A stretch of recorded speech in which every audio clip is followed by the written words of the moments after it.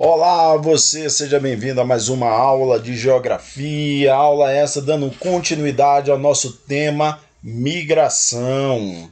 Na nossa última aula, nós vimos sobre o conceito, né, de migração, vimos as principais causas, né, e vimos que a migração ela pode ser dividida em duas, né. Tem uma subdivisão aí, ou seja, nós temos uma migração externa e uma migração interna, onde que a migração externa ela também é muito conhecida como o quê?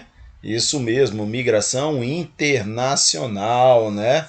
E nós já vimos que durante o tempo, né, durante os séculos, esse tipo de migração internacional, que é a migração externa, né, ela sofreu diversas mudanças, né, em diversos sentidos. Nós vimos que teve um período, né, o período ali entre o século XVI e XX, né, vimos que o principal fluxo de migração era de quê?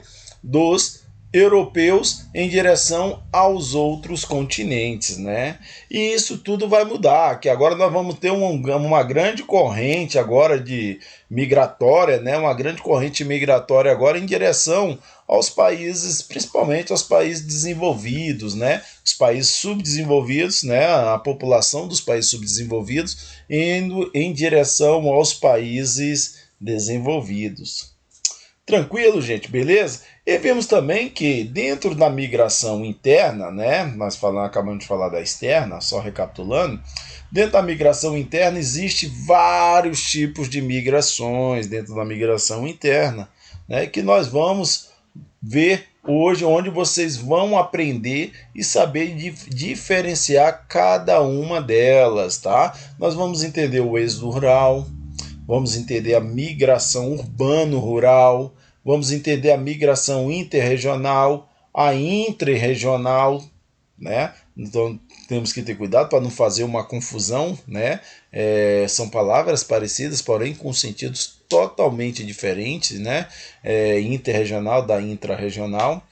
Temos a migração pendular e temos a migração de transumância ou pastoreira. E também, por último, nós temos a migração temporária, também conhecido como sazonal, tá? Então vamos entender cada uma dessas modalidades, né, de migração nessa aula, beleza? Então vem comigo, galerinha, foca na aula, vamos lá, caneta e papel na mão para tomar nota, ou seja, para fazer as anotações, né, a fala do professor, né, ali o professor está falando e você está anotando, né, galerinha, anotando, ouvidos atentos, né, e mão aí bem ágil, né? A mão bem ágil para fazer as anotações. Legal? Então vamos lá, galerinha, conhecer aí cada um desses tipos, né, de migração. O primeiro tipo de migração que nós vamos falar hoje, gente, é sobre o êxodo rural, né? O que é o êxodo rural, professor? É um tipo de migração que se dá com a transferência de populações rurais, né? Populações rurais para o espaço urbano, ou seja, pessoas que saem do campo para morar nas cidades, né? Para morar no espaço urbano. Pessoal, dentro da geografia nós temos que analisar as causas, nós temos o costume de analisar as causas, né, para entender realmente esse fenômeno, né, como que se dá, né, como isso ocorre, como isso acontece, tá bom? Então a gente tende, né, a analisar esses fenômenos, tá? Ou seja, esmiuçá-los, né? Ali destrinchar para entender melhor. Então, vamos lá sobre o êxodo rural. Gente, o êxodo rural no Brasil, ele vai ganhar força.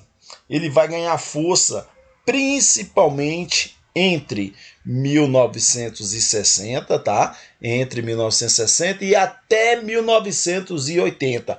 Esse é o boom, ou seja, o auge do êxodo rural né? As pessoas começam a sair do campo, né? Começam a sair do campo e ir em direção às grandes cidades, né? Ocupar principalmente, né, em direção aí às grandes cidades, São Paulo e Rio de Janeiro, né? São Paulo e Rio de Janeiro vai atrair bastante, né? Bastante migrantes nordestinos, né? Principalmente nordestinos que vão aí migrar da zona rural para o espaço urbano. Professor, por que eles saíram? Estavam tão bem lá, né? Tão bem lá no campo. Por que eles saíram de lá e foram morar nas cidades? Opa, opa, opa. Quem disse que eles estavam tão bem lá no campo? Né? No campo estava acontecendo diversas situações que, de certa forma, vamos dizer assim, que expulsou o homem do campo, jogou ele para a cidade. E o que foi? Quais são essas causas, professor? Bom, gente, uma das causas é o quê? A concentração de terras, né? Nós sabemos que o Brasil há uma grande concentração de terra, o que nós chamamos de latifúndios, né? Desculpa, os latifúndios, e são grandes porções de terra e muitas pessoas não têm terra para trabalhar. E esse problema, mesmo assim, essas pessoas trabalhavam, né, na terra, elas não tinham terras, né, para plantar, mas trabalhavam nas terras desses latifundiários, né? Só que com o advento, né, com o advento da mecanização do campo, né, quando vem ali as colheitadeiras, né, ali aqueles arados enormes fazendo toda uma função, gente, começa um desemprego em massa, tá? Então cai muito no vestibular essa questão. Quais são as principais causas, né, que a gente pode citar responsável pelo êxodo rural? Bom, latifúndio, né, as grandes extensões de terras, muitas pessoas sem terras, né, para trabalhar, mas mesmo assim elas trabalhavam na terra dos latifundiários, como eu falei. A outra questão que vem aí, né, dá o checkmate, vamos dizer assim, nessa questão do êxodo rural, é a mecanização do campo, tá ok? Então essa população não tinha terra, né? Já não tinha terra, como eu falei lá, a primeira causa. E agora, mas tinha o emprego. Agora, com a mecanização do campo, o que acontece? Eles nem tinham mais terras, não tem mais terras, e nem tinham mais empregos. Então só restava para eles o quê? Ir em direção às grandes cidades. Que nesse período que eu citei para vocês, qual foi o período que eu citei para vocês? Entre as décadas de 1960 e 1980, né? Esse período também, gente, as cidades elas estavam atraindo muitos trabalhadores devido à industrialização, né? E à urbanização que andavam lado a lado. O crescimento da urbanização e da industrialização, eles andam lado a lado, e isso estava atraindo muitas pessoas. Era um crescimento, principalmente Rio e São Paulo, né? E isso atraía, né, esses trabalhadores para essas grandes cidades. Beleza, gente? Então aí nós vamos ter um grande aumento aí nesse período, tá ok? Já no século XX, gente, o êxodo rural vai perdendo força, beleza? Ele vai perdendo força. Nós vamos agora ver, o próximo é migração urbano-rural. O que é migração urbano-rural, gente? Tipo de migração que se dá com a transferência de populações urbanas para o espaço rural. É a trajetória inversa, né, do êxodo rural que nós falamos. Agora é a pessoa saindo, né, das cidades indo em direção ao campo, né? Ali geralmente são pessoas que não foram, né, com a ilusão de que a cidade seria, né, um grande passo para a vida, e muitos se decepcionaram, infelizmente, né? Nós sabemos que a cidade nos recebe de punhos fechados, como já dizia, né, o poeta aí, Herbert Viana, do Paralamas de Sucesso, né? A cidade nos recebe com os punhos fechados, da vida real, né? Então é uma canção interessante que retrata isso, né? E essas pessoas retornam para a cidade. Isso é um exemplo de migração urbano-rural.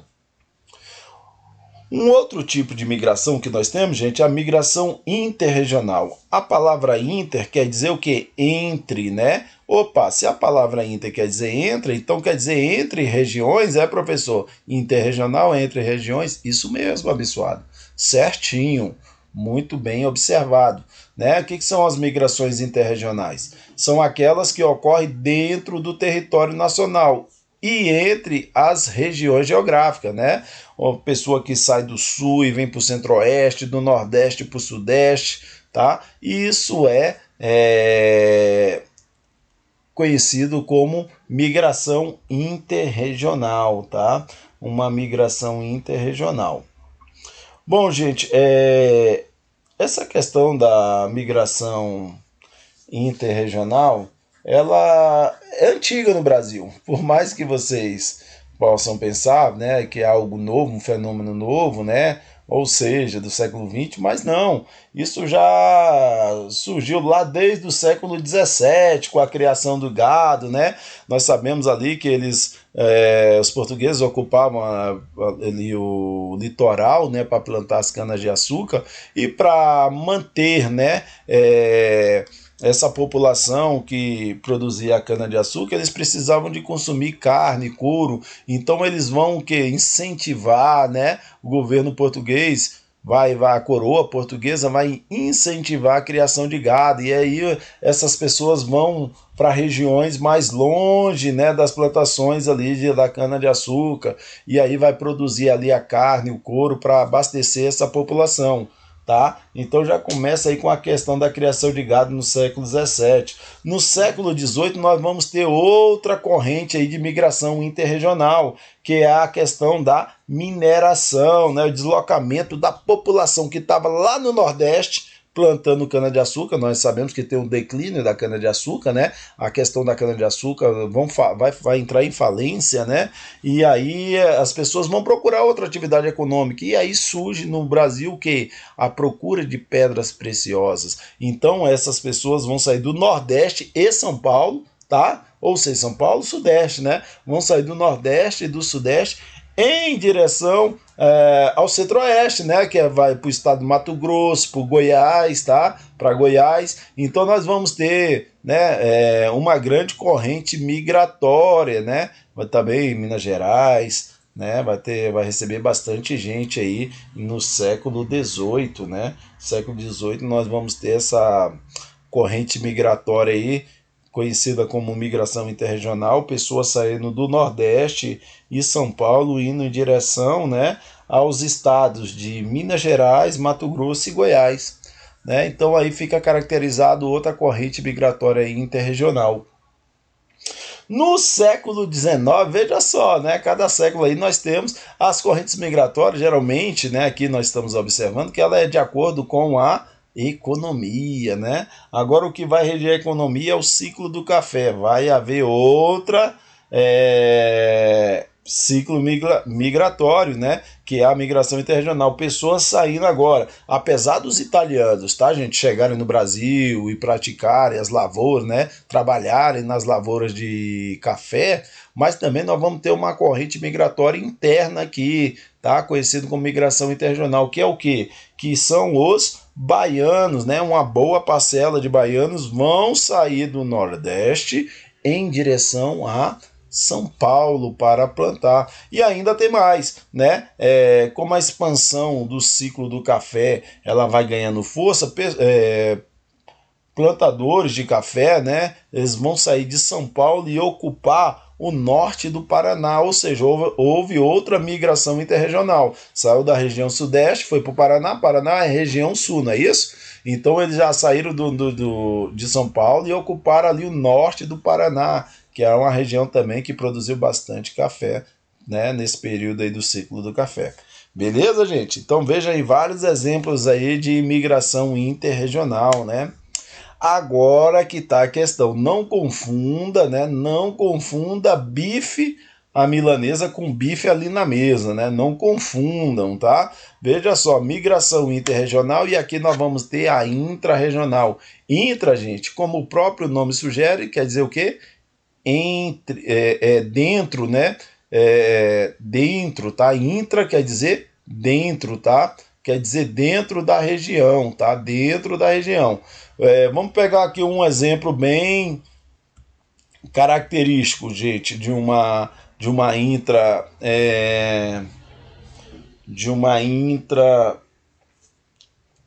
de uma migração intrarregional. Você mora em Brasília, né? Mas agora você conseguiu um emprego, né? Em Goiânia, né? E vai embora para Goiânia, vai trabalhar, né? Vai se estabelecer por lá. E você vai morar, enfim, em Goiânia. Você praticou uma migração o quê? Intrarregional, dentro da mesma região. Beleza? Agora, galera, aqui nós vamos ter a migração pendular. Essa migração pendular, gente, é interessante porque nós praticamos ela diariamente, né? Veja só, o que é a migração pendular, professor? É essa questão do pêndulo, vai funcionar como pêndulo. Olha essa imagem interessante aqui, né? O trabalhador segurando aqui nesse pêndulo, né? Ele vai e volta, vai e volta. Como assim, professor? Vocês vão entender. A migração pendular ocorre quando as pessoas realizam suas tarefas diárias, que podem ser estudos, trabalho, lazer e diversão, né? E buscas por serviços essenciais, como hospitais. Então, gente, você saiu, né, da sua casa, vamos supor, você mora